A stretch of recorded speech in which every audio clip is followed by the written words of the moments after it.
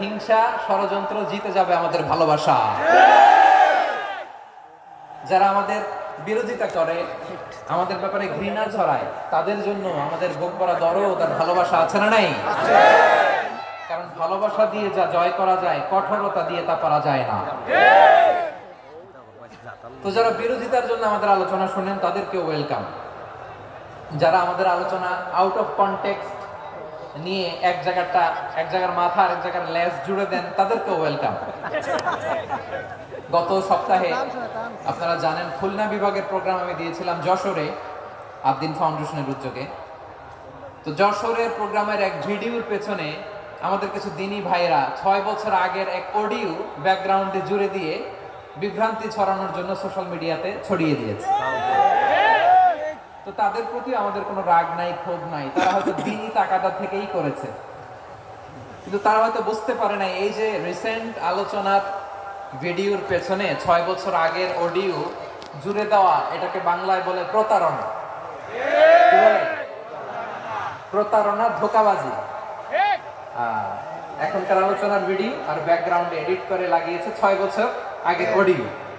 এটাকে প্রতারণা বলে, ধোঁকাবাজি বলে। আর বিশ্বনবী বলেন, মান গাশশানা ফালাইসা মিন্না, the person who deceives us, he is not among us। যে আমাদেরকে ধোঁকা দেয় সে আমাদের অন্তর্ভুক্ত নয়। তো বিশ্বনবীর এই হাদিস তারা মনে রাখে না। এই জন্য শুধু বিশ্বনবীর প্রতি সাল্লাল্লাহু আলাইহি ওয়াসাল্লামের প্রতি সেরেফ ভালোবাসা আপনাকে বাঁচাতে পারবে না যদি বিশ্বনবীর আদর্শ আপনি গ্রহণ না করেন।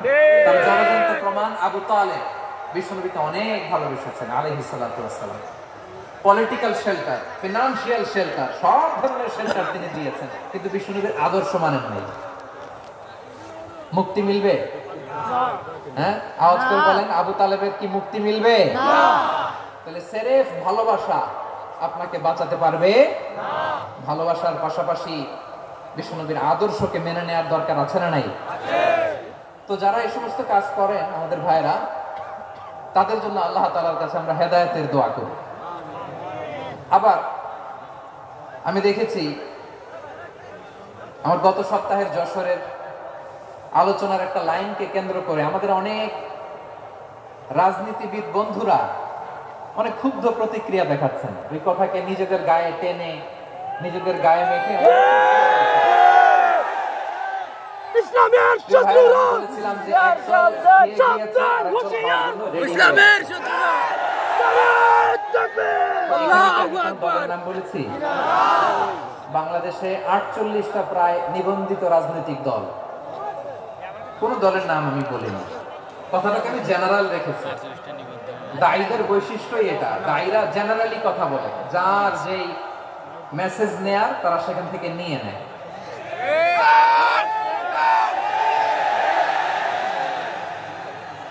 তো কোন দল এটা নিয়ে কোনো কথা বললো না, আপনারা এটাকে নিজের গায়ে যে মাখালেন এটা ঠিক হয়নি। আমি বলবো যে এটা খুবই অনভিপ্রেত হয়েছে। কোন দলকে টার্গেট করে বা কোন দলের পক্ষে আমরা কখনো কথা বলি না। আমরা কোরআনের পক্ষে কথা বলি, ইসলামের পক্ষে কথা বলি, ঠিক কিনা বলেন? তো একটা জেনারেল কথাকে যদি আমার রাজনীতিবিদ বন্ধুরা নিজেদের গায়ে মাখেন, ক্ষুব্ধ প্রতিক্রিয়া জানান, এতে করে সাধারণ জনগণের কাছে একটা নেগেটিভ মেসেজ যাবে ওনাদের ব্যাপারে। এটা হোক আমরা চাই না। এদেশের যত এই যে আমার ভাইয়েরা, এই যে আমি এই কথা বলতেছি সাদা টুপি, ও আচ্ছা চলে যাবেন না, একটু জায়গা দিয়ে দেন ওনাকে। হয় কি, লক্ষ লক্ষ মানুষের ভিড়ে আপনি যদি উঠতে চান খুব কঠিন হয়ে যায়। যদি পারেন একটু বসেন, আর না পারলে ভাইকে একটু জায়গা দিয়ে দেন। আমার দিকে তাকান, এই সিলেট এদিকে তাকাও, ঠিক এদিকে এদিকে, ফাইন, ভেরি ফাইন। তো আমার প্রিয় রাজনীতিবিদ বন্ধুদের আমি বলবো, কথাটা ছিল ভেরি জেনারেল, এটা নিজেদের গায়ে মাখানোর কোনো দরকার নাই। আমরা এই যে এক্সিস্টিং যে রাজনৈতিক চর্চা, এটা থেকে আমরা বেরিয়ে আসতে চাই। আমরা চাই না এদেশে চাঁদাবাজি, দখলবাজি থাক, ঠিক কিনা বলেন? এদেশে কোনো দুর্নীতি থাক, টেন্ডারবাজি থাক, এগুলো আমরা চাই। আই হেট পলিটিক্স একটা জেনারেশন আছে, এই বেশিরভাগ জেন জি অফ সিলেট এরা আই হেট পলিটিক্স জেনারেশন, পলিটিক্সকে পছন্দ করে না। কেন করে না এর দায়ভার আমাদের আছে না নাই? আছে। এবং আমরা দেখেছি ক্ষমতার পালাবদল যখন হয়, এক সরকার যায় আরেক সরকার আসে, তখন দুর্নীতির ফিরিস্তি আমরা জানতে পারি, এর আগে জানতে পারি না। প্রতিটা দলের ভেতরেই আমরা এই বাজে চর্চাটা দেখেছি। তো এখন আমাদেরকে শুধরে নেওয়ার সময় এসেছে। এটা এই সুন্দর সময়, নতুন প্রভাতের বাংলাদেশ, নতুন ভোরের বাংলাদেশ, এই সময় আমরা কাদা ছোড়াছড়ি যেন না করি।